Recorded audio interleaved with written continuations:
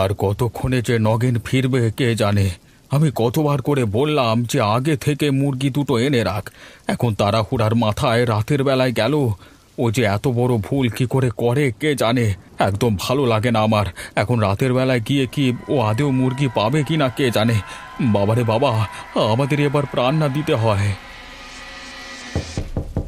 ওরে বাবা, ওই বোধ হয় এরপর আমাদেরকে মেরে ফেলবে। নগেন যে কি ভুল করলো। ওরে নগেন, তুই কোথায় গেলি রে? বাবু, বাবু আমি এসেছি বাবু। আপনি দয়া করে বেরিয়ে আসুন, একেবারে জলে ভিজে গেছি। দুটো মুরগি নিয়ে চলে এসেছি বাবু।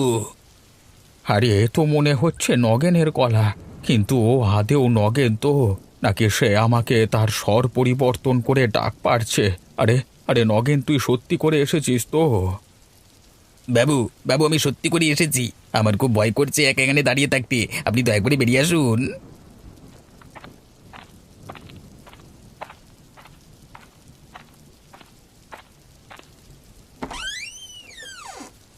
নগেন, তুই আমাকে বাঁচালি ভাই।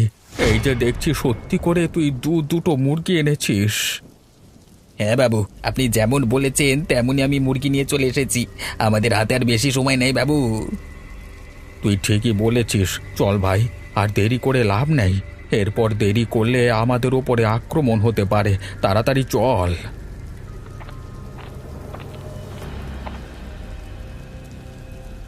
বাবু, দরজা খুলতে আমার খুব ভয় করছে যে আজকে এমনিতে অনেকটা দেরি হয়ে গেছে। এরপর যদি দরজা খুলি আর যদি আমার উপর আক্রমণ করে তাহলে। নগেন, ভয় পেলে চলবে না। দরজাটা খোলবার ব্যবস্থা কর। ওরে বাবা, বাবু আমাকে বাঁচান, না হলে আমাকে মেরে ফেলবে আপনার মেয়ে।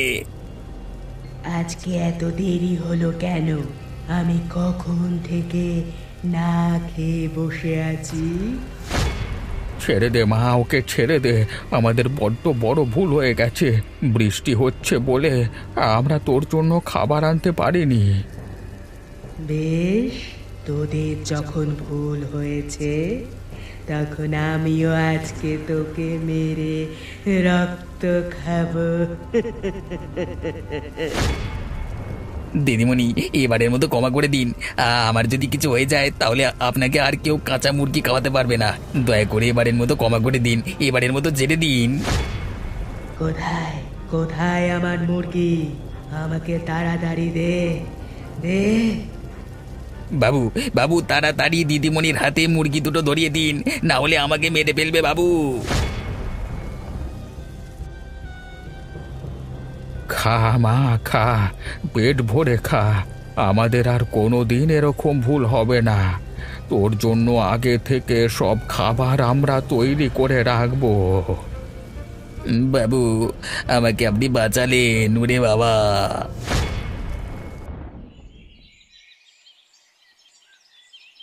হ্যাঁ গো, তোমার ছোট ভাই সম্পর্কে এবার তোমরা কিছু ভাবনা চিন্তা করো। কেন গো বৌদি, আমার সম্বন্ধে আবার কি ভাবনা চিন্তা করবে? তোমার বয়স হচ্ছে তো, এবার তো তোমার বিয়ে দিতে হবে। হ্যাঁ গিন্নি, তুমি ঠিকই বলেছ। এবার ভাইয়ের জন্য আমাদের একটা মেয়ে দেখতে হবে। হ্যাঁ দাদা, এই কদিন আর আইবুড়ো থাকবে ও, আমাদের ঘরে ছোট গিন্নি আসুক, আমাদের ঘরটা সমৃদ্ধ হোক। ঠিকই বলেছিস। তাহলে দেখ দেখি একটা মেয়ের সন্ধান করে, যদি সেরকম পেয়ে যাই তাহলে তাড়াতাড়ি বিয়েটা লাগিয়ে দেব। আরে আরে, তোমরা যে দেখছি একদম উঠে পড়ে লেগেছো। আমাকে এরকম জোর করো না, বলে দিলাম। জোর না করে যে উপায় নেই ঠাকুরপো, তুমি তো নিজে থেকে খুঁজে আনবে না, তাহলে আমাদের দিকে কিছু একটা ব্যবস্থা করতে হবে তোমার জন্য। আর হ্যাঁ ঠাকুরপো, তোমাকে বলে দিলাম, তুমি কিন্তু না করতে পারবে না। আমরা যেমন পছন্দ করে দেব তোমাকে তেমন মেয়েকেই বিয়ে করতে হবে। ঠিক আছে, তোমরা যখন সব ঠিক করেই ফেলেছো, তখন আমার আবার কি বলবার? যা করবার করো, আমার কোনো অসুবিধা নেই।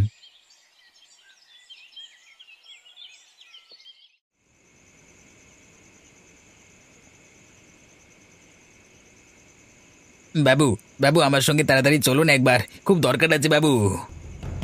কি হলো নগেন? কোথাও কিছু হয়েছে নাকি? কারোর কিছু ক্ষতি হলো না তো? নীলিমা কোথায়? দিদিমণিকে আমি ঘর বন্ধ করে রেখে এসেছি। সন্ধে হতেই আমি এই কাজটা করি আগে। আপনি আমার সাথে তাড়াতাড়ি চলুন একবার, তাড়াতাড়ি চলুন।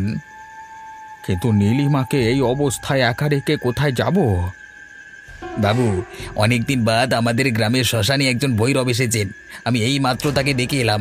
বাবু, আপনি একবার আমার সাথে চলুন। উনি যদি আমাদের এই বিপদ থেকে কোনো রকমভাবে উদ্ধার করতে পারেন। তাই নাকি রে? তুই এই মাত্র দেখে এলি তাকে? হ্যাঁ বাবু, আমি এই মাত্র তাকে দেখে এলাম। আপনি এখন আমার সাথে চলুন, আমরা গিয়ে ওই সাধু বাবার সাথে কথা বলি।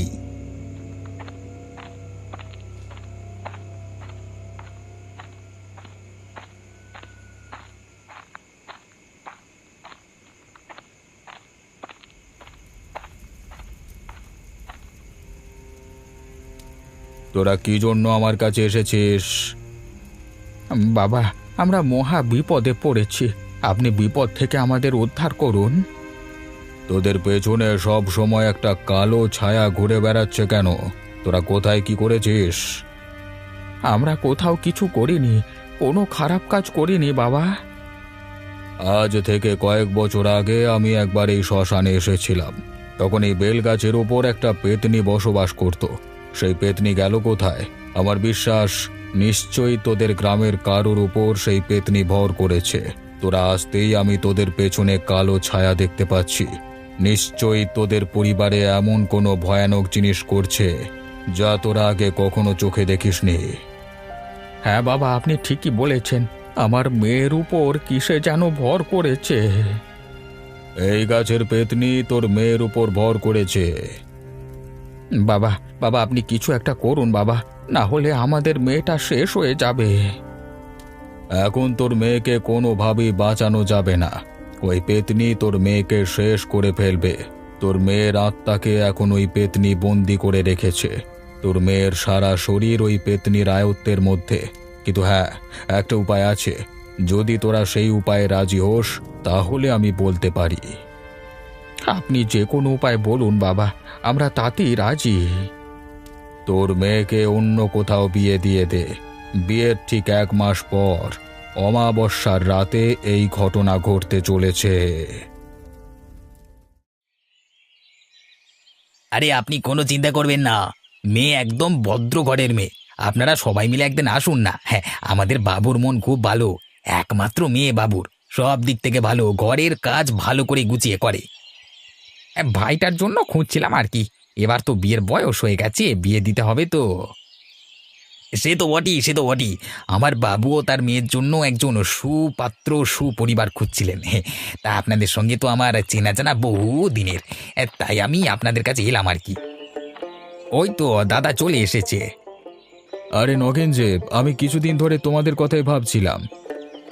নগেন বলছিল সদানন্দ বাবুর মেয়ের সাথে আমাদের ভাইয়ের বিয়ের কথা। আমি সেই সম্বন্ধেই কথা বলবো বলে যাচ্ছিলাম। তাহলে চলো আজকে যাওয়া যাক নাকি? কি নগেন, সদানন্দ বাবুকে বাড়িতে পাবো তো? হ্যাঁ হ্যাঁ, বাবু বাড়িতেই আছেন। তাহলে চলুন চলুন, আজকে যখন যাবেন বলছেন, আজকে তাহলে কথাটা সেরে ফেলা যাক। হ্যাঁ, চলুন চলুন চলুন চলুন চলুন। হ্যাঁ হ্যাঁ।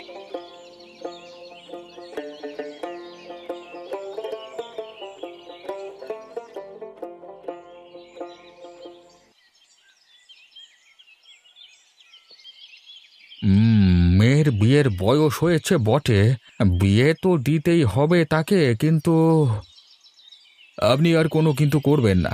আপনার মেয়ে আমাদের ঘরে ভালোই থাকবে। আমার একমাত্র ভাই, আমাদের ঘরের ছোট বউ, আমরা যে কোনো মূল্যে ওকে ভালো রাখবার চেষ্টা করব। ঠিক আছে, আপনারা আশ্বস্ত করছেন যখন, তখন আর আমার কিছু বলবার নেই। একটা দিনক্ষণ ঠিক করা যাক। আপনি চাইলে আমার ভাইকে একবার দেখে আসতে পারেন। তার কোনো প্রয়োজন নেই, আপনারা বিয়ের দিনক্ষণ ঠিক করুন।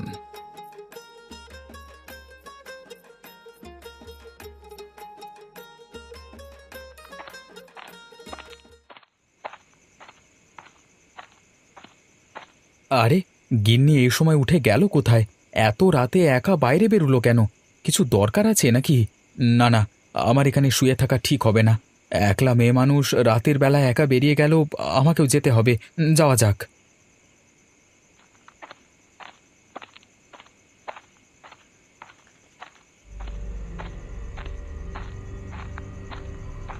আরে এই সময় অন্ধকার রাস্তার মধ্য দিয়ে হেঁটে হেঁটে কোথায় চলেছে ও?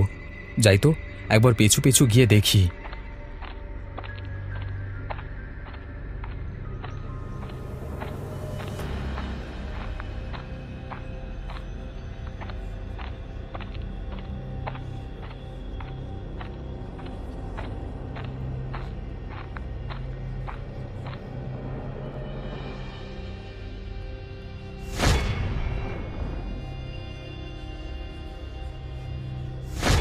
এ কি দেখছি আমি?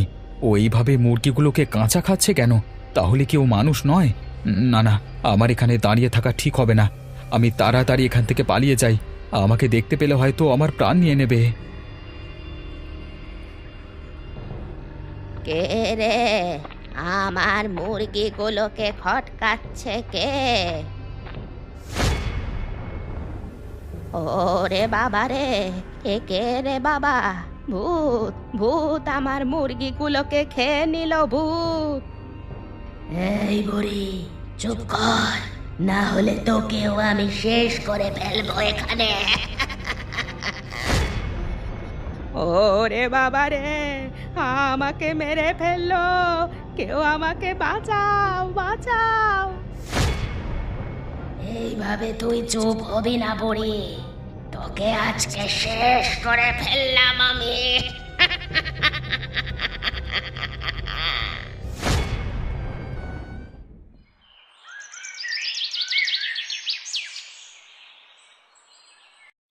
কিরে ভাই, তোর শরীরটা আজকে খারাপ মনে হচ্ছে।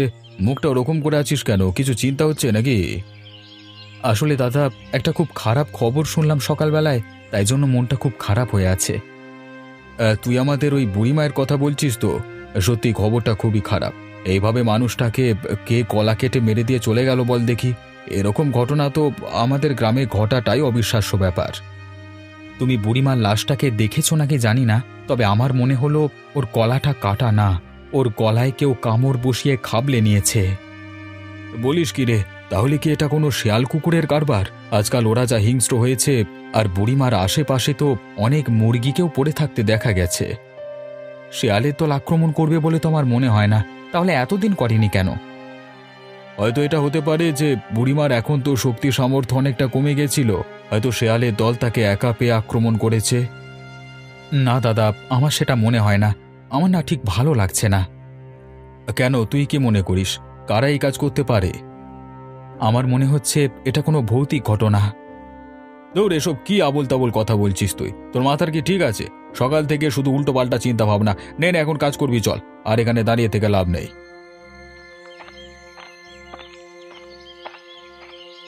তোকে কি করে বলি দাদা, এসব আমার বইয়েরই কাণ্ড।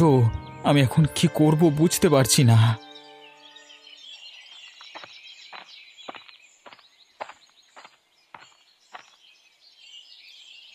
সুখী হও মায়েরা, কেউ আছো কি? একবার বেরিয়ে আসবে, আমাকে দুটো অন্ন ভিক্ষা দাও না মা।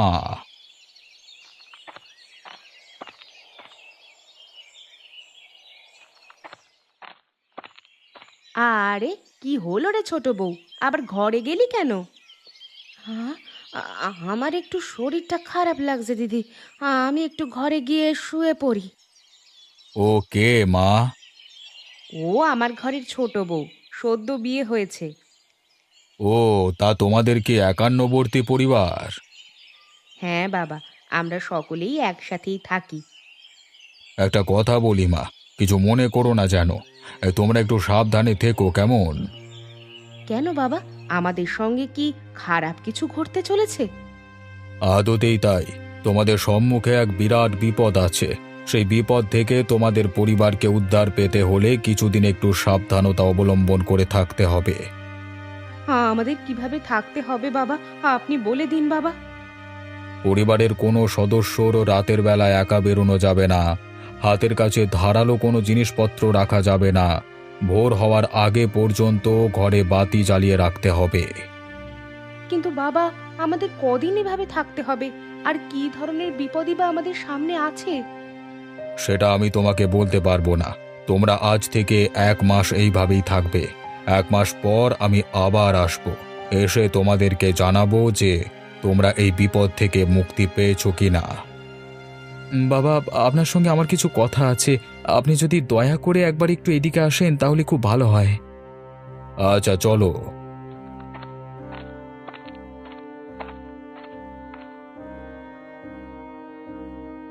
তুমি কি সেই ছেলে যার সাথে ওই মেয়ের বিয়ে হয়েছে? হ্যাঁ, আমি সেই। বাবা, কালকে রাতে আমি আমি যে ভয়ানক ঘটনা নিজের চোখে দেখেছি, আপনাকে সেটা আমি বলতে চাই। আমাকে বলতে হবে না, আমি সব কিছুই জানি। আমি তোমাকে এখন কিছু বলবো না, শুধু একটা কথা আমার শোনো।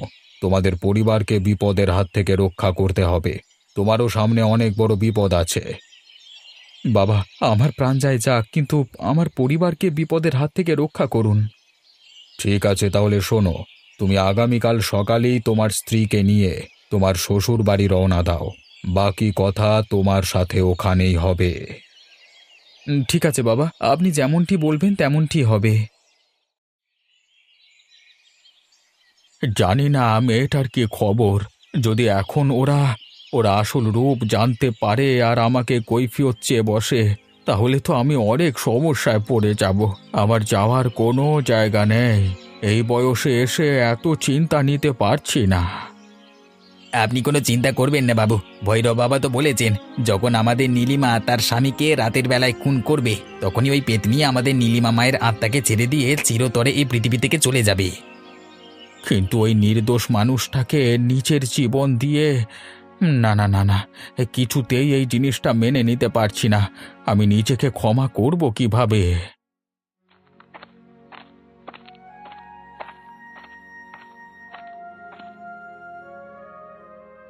জয় হোক বাবা, তোমরা কেমন আছো? ভৈরব বাবা, আপনি এসেছেন? এদিকে যে আমি আত্মগ্লানিতে ভুগছি বাবা, আমাকে দয়া করে উদ্ধার করুন। আমি বুঝতে পারছি, তুমি কোনো চিন্তা করো না। আজকে তোমার মেয়ে জামাই তোমার ঘরে আসবে। তারপর আজকে রাত্রিবেলায় আমি একটা ব্যবস্থা করব। আপনি কি করে জানলেন বাবা? তোমার মেয়ে গত রাতে ঘরের বাইরে বেরিয়ে একজন বুড়িকে হত্যা করেছে। সেটা তোমার জামাই নিজের চোখে দেখেছে, কিন্তু এমনটা হওয়ার কথা ছিল না। কয়েকদিনের মধ্যেই হয়তো সুরেশ মারা পড়তো। তার মানে নীলিমার দেহের মধ্যে তার আত্মা এবং ওই প্রেতাত্মা দুজনের মধ্যে সম্মুখ যুদ্ধ চলছে। নীলিমা কিছুতেই চাইছে না যে নিজের লোকের উপর আক্রমণ করতে। তার মানে আমার মেয়েকে ফিরে পাওয়া যাবে? ওর ঘাড় থেকে ওই পেতনিটাকে নামানো যাবে? আমি আজ রাতে একবার চেষ্টা করে দেখব, কিন্তু আমি এখনো বুঝতে পারছি না ওই পেতনি তোমার মেয়ের ঘাড়ে চাপলো কিভাবে।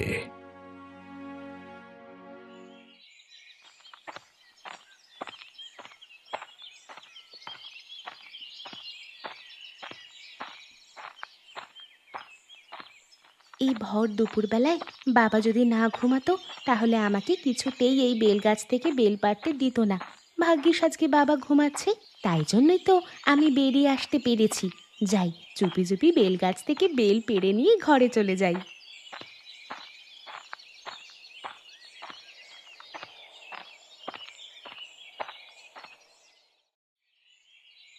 সকলে বলে এই বেল গাছে নাকি পেতনি থাকে। কই, আমি তো দুপুরবেলা এখানে এলাম, আমি তো পেতনিটাকে দেখতে পাচ্ছি না। ওসব লোককে ভুল বোঝানো ছাড়া আর কিছুই নয়। ওই তো বেল গাছে কত সুন্দর বেল ধরে আছে, আমি এক্ষুনি বেলগুলো পেড়ে নিই।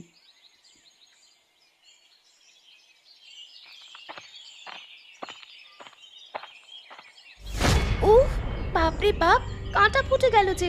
খালি পায়ে এখানে এসে ভুল করে ফেলেছি। উফ, রক্ত বেরিয়ে গেল। রক্ত, মানুষের রক্ত। কতদিন পর আমি মানুষের রক্ত খাবো। ওরে বাবারে, এই যে সত্যি সত্যি পেতনি! আমি কি দেখলাম দিনের বেলায়! আজ থেকে আমি তোর শরীরে বসবাস করে তোকে ভেতর থেকে ধীরে ধীরে শেষ করে ফেলবো। কেউ তোকে বাঁচাতে পারবে না। আমাকে আমাকে দয়া করে ছেড়ে দাও। আমি আর এই ভুল কাজ কোনো দিন করবো না। আমি আমার বাবার কথা শুনবো।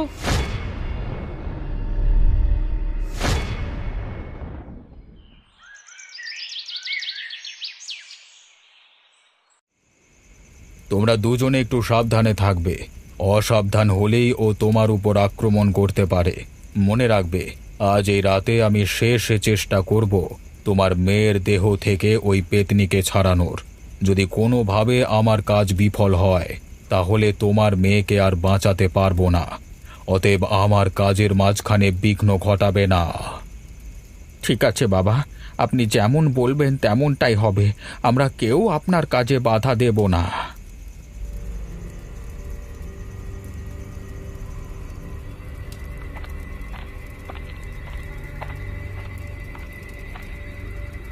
কে তুই?